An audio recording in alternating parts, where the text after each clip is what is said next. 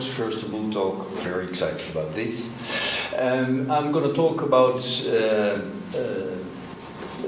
the thing of addiction, and we're going to have 3 talks this day. Actually, 2 of mine. The taboo of non-abstinence, which is kind of a taboo sometimes in people trying to cure or help people with addictions. Could that be? Could you learn from non-abstinence? And in that case, I'd like to talk about me first, the things that could be said about me, professional, but maybe what I don't often say, nowadays more, but that I don't really often say, is my drug use over time. I did use almost everything during puberty and did use drugs over the years. I still do drink, but I do alcohol treatments. So, do you need to be abstinent? People don't think so. Let's have a look. Short thing I often get when I talk about integrative addiction coaching, there's always this problem. What if is integrative addiction coaching? There's theories that are integrated into each other.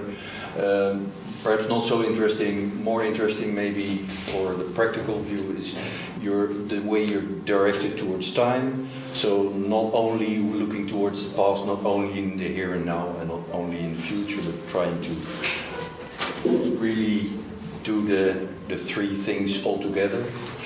And also whether you're geared towards understanding or feeling or behavior, and it's actually also an integration of those. It's the things we do. If we are integrative, we're busy with integration, not exacerbation. You can perhaps imagine the people from psychology who started with a medical model in their minds. And at the time, at Freud's time, there were a lot of people trying to cut away the bad tissues.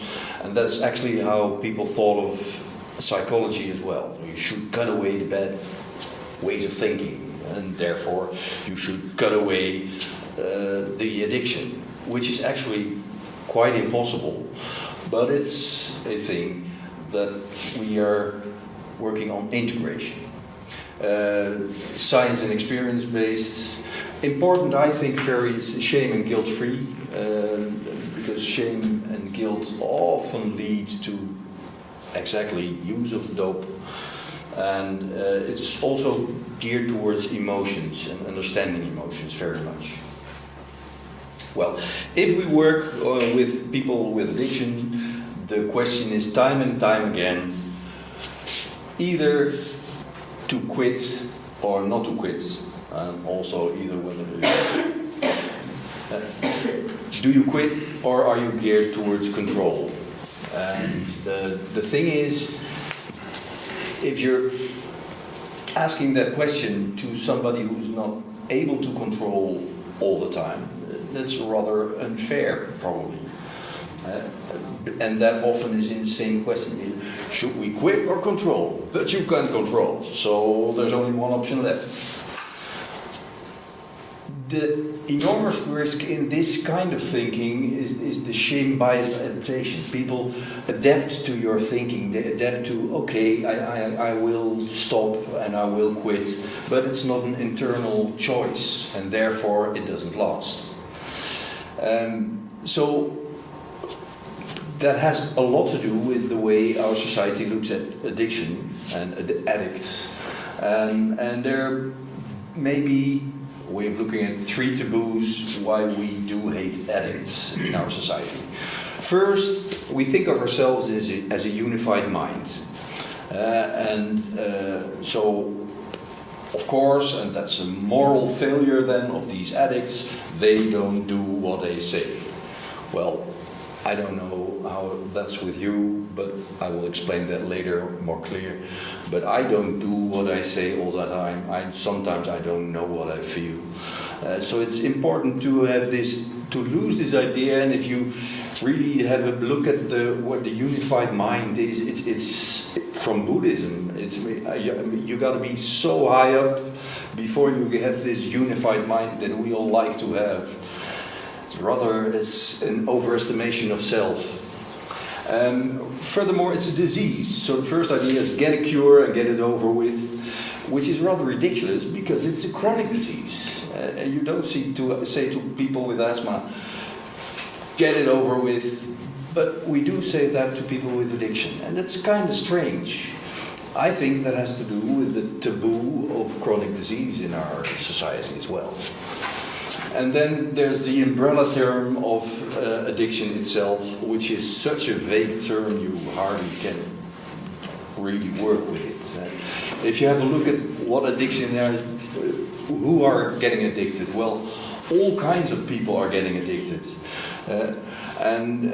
Of course, that can have to do with problems they had in their life, or with all kinds of psychology or psychiatry problems. But basically, addiction is such a broad umbrella with this great inside and a rather black outside. And if you understand that this term is too vague, then I'd like to cut it up, and I hope you take that from me today. At least have a difference between the biological and the emotional psychology side of addiction.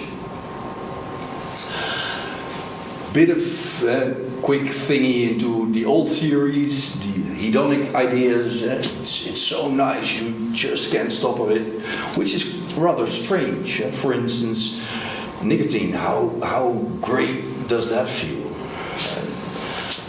Tolerance, you must use all the time more and more to get the same effect, which is strange because that's not always happening, especially with, for instance, cocaine. It stops being really fun. But it feels necessary. So it's not just tolerance. Tolerance is a thing that exists within addiction, but it's not the same at all. Withdrawal symptoms. There are a lot of people thinking, well, it's so hard to quit. That's why I don't want to quit. Which is rather ridiculous, because if you remove the withdrawal symptoms by, for instance, sleep medicine that induce sleep, and you get over your withdrawal, people fall back right away. And even more, relapse happens years after withdrawal. So then it would be just, withdrawal was so awful, I won't let that happen to me again. So it's funny that it's self-medication, also a reason for people, that it has to do with, if you're somehow having problems, you want to feel good, you want to self-medicate, which can be true, but it's also a problem because sometimes there's relapse even while people are on medication. So it won't be just that. And what's relatively new is that our motivational circuitry is hijacked. And that's important to know that here, especially in the nucleus accumbens, this basic thingy of our brains where motivation is made, that's where there's a problem. And it's hijacked. I will feel that it's important. And it's in the oldest parts of my brain. If I look at my brain at the left, or the schematic to the right, and the archicortex, the oldest part of the brain, that's where it's at. And then evolution got further, and that you could say that's actually a way of looking at a person. Our evolution got further, and we got this emotional brain, which we share with, for instance, other mammals. Rather shortly, there's this neocortex where we think, and that's important if we want to work with people. And of course, these old terms are perhaps not that clear to people, and I like the ideas of Pete Fromm, who says you can compare the archicortex with a crocodile. Hungers, lusts, that's where really craving, the deep feelings are. Then you could compare it with a dog or horse, but let's say dog. And that's where the intuitions are and the emotions are. And that's where we emotionally live, where we feel. And then the upper part is what makes, it's the understanding that makes us understand things, that makes us human. Here we find the addiction in the crocodile part. And if you understand that, that helps us to understand what helps with people, what happens with people with an addiction.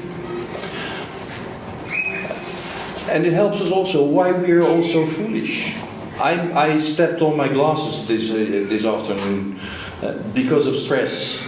And that's logical, because when stress gets up, my ability to think gets down. But what also happens is that my automatic behavior gets up. Now this is an important point. What's there? If my automatic behavior is geared towards dope and my thinking capabilities are going down, it's quite clear what's happening there. And I'm not even that stressed. I could be way more stressed. And that's often a problem where people say, hey, I'm starting to feel urgency now. And on this small moment later, there's already the craving setting in, because this is the way our brain works.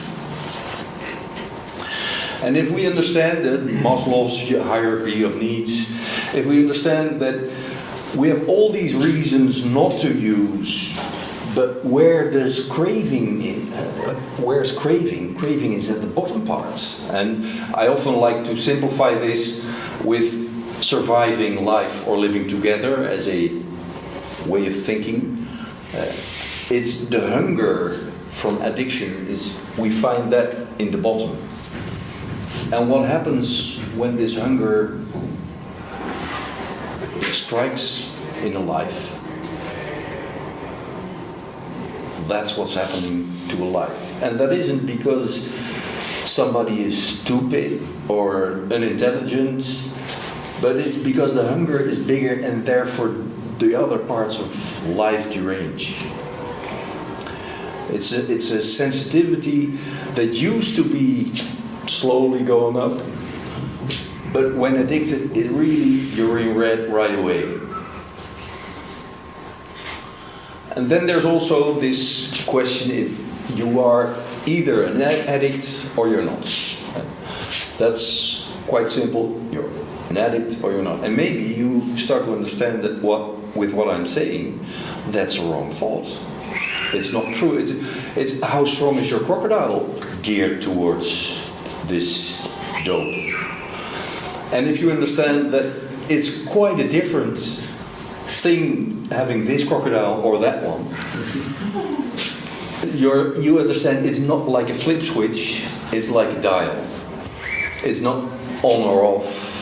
You can have a 0 for addiction or you can have a 10 for addiction. Well, none of us here are having a 10 probably, well, surely. But I would say I have a 0. I would say I think I'm towards a 5 sometimes. And that's a thing to remember, that biologically there can be this urge which changes from person to person. Well, the good news in this is basically that this crocodile is very simple. A crocodile having hunger has 2 exits. If there is something to eat, it will go towards the food. But if there's nothing to eat, a crocodile is more quiet than a Zen master. And that's exactly what people in the AA, for instance, use.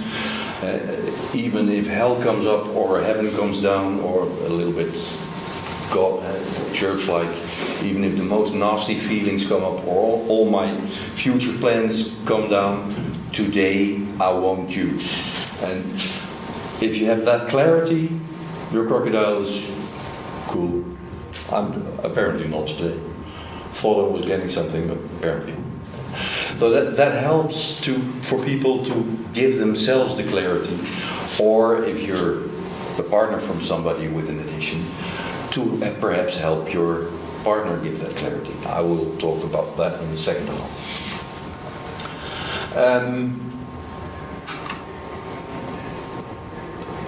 But we're not just crocodiles. Actually, we are this dog part as well, this emotional part as well.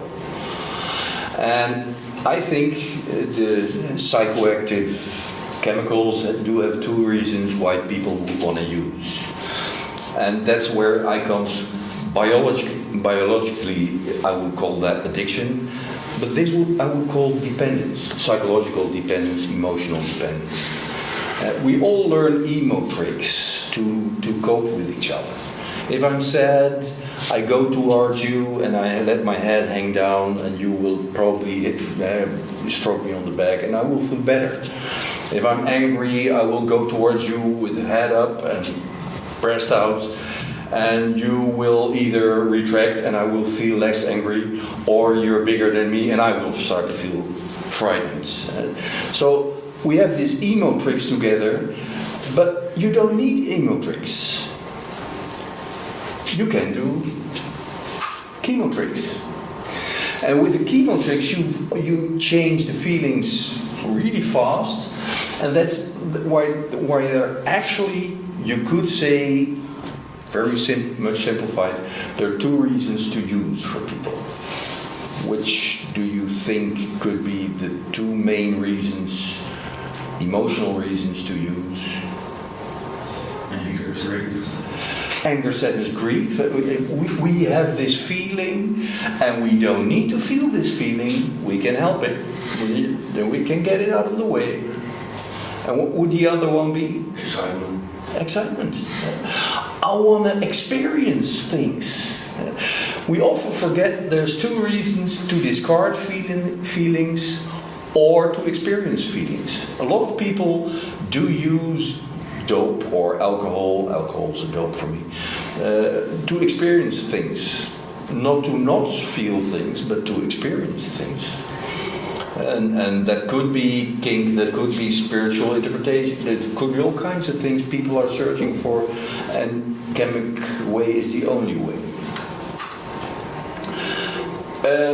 Another thing that's often a problem is the right handle to a feeling. And this is a bit of kind of went strange, but I meant to sign a suitcase, and the thing is, if this feeling of the feeling is the suitcase, how much suitcases like these can I carry? Not very much. Because what I need is a handle. If I have words for the right emotional label, there will be a big chance I will be able to carry actually a lot of... he's away, but... You did so. I'd be able to... yeah, well, it's just like life. But if I do have the right handle to the feelings, I can be way more able to relate to people about those feelings, and to relate to myself about these feelings, to handle them clearly. But you can imagine that if I muck up a lot with dope and feelings, or behavior and feelings, because it's not only dope we're addicted to, we can also be addicted to buying or sex or gambling or games. But if I muck up this feeling, that's often where we don't know how to handle our feelings. In this, I make it very simple. Sorry, very male-female simplicity. A lot of men, they don't have no sadness. That's for women. Give them a few drinks. A lot of girls, really nice.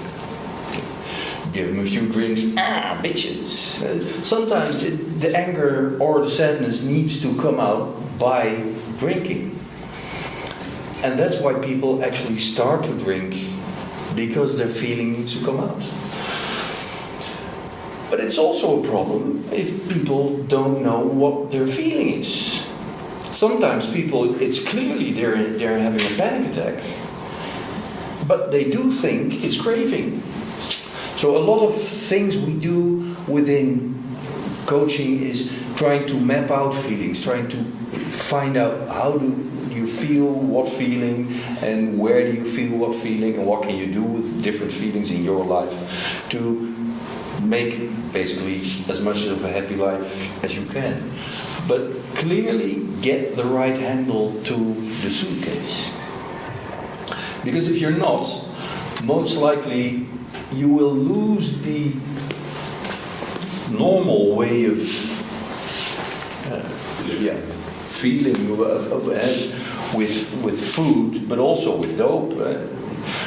When you started, you were full, you had enough, and then you stopped, and that was clear. But if we start feeling like adding all kinds of difficult feelings to this, you get this binge purge cycle where you really don't want to, but you do anyway. And that's where I often say, well, there's 3 reasons for drug use to understand that. It's the biological addiction and it's the emotional dependency.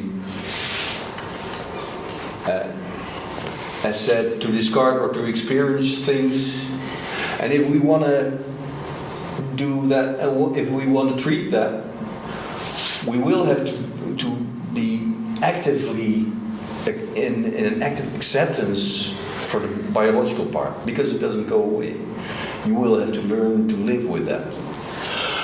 But for the emotional part, you could find alternatives. And it's not just about not using, it's about doing things so you don't have to use. It's emotional acceptance of the experience and trying to find different ways to live them or to give them a place within your past. And that's quite another way. You can heal that. You can't heal this. But here you can do a lot of things.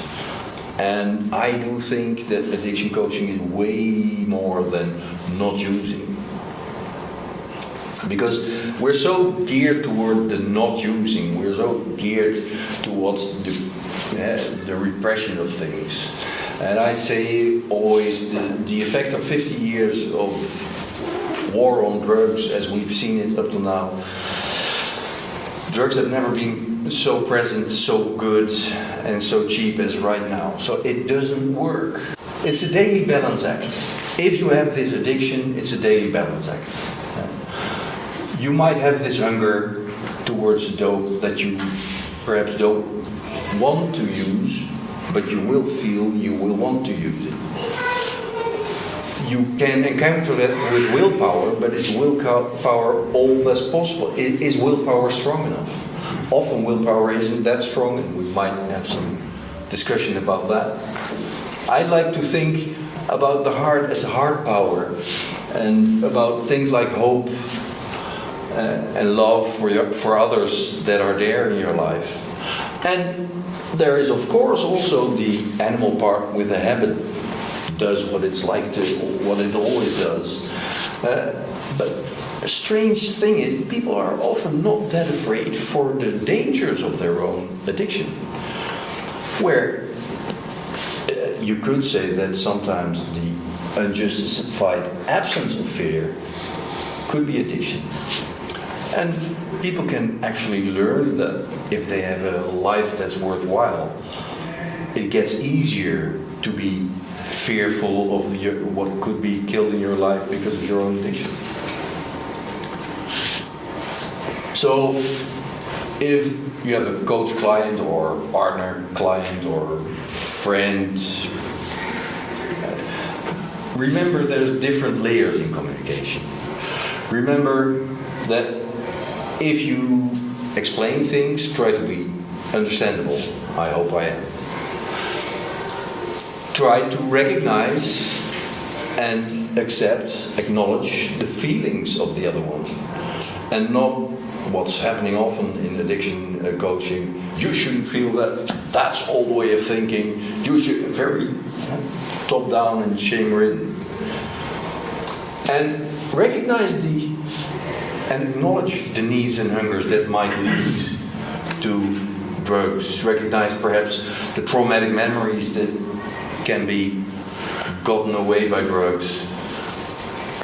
And as a take-home message for the first part, maybe recognize the hunger,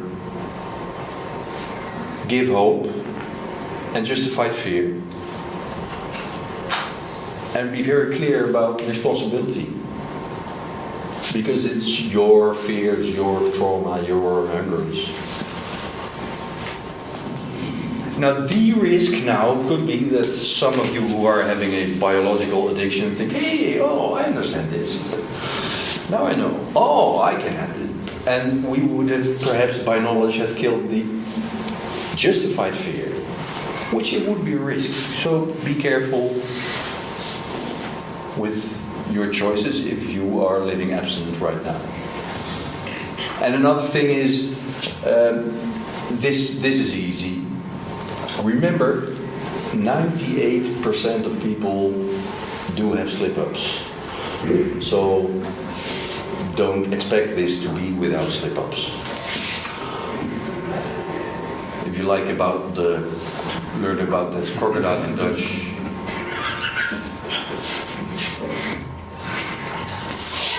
And I think this is a bit about the taboo of our society. We like to be perfect, and we like to have likes on Facebook, and therefore we tend to dislike other parts of ourselves.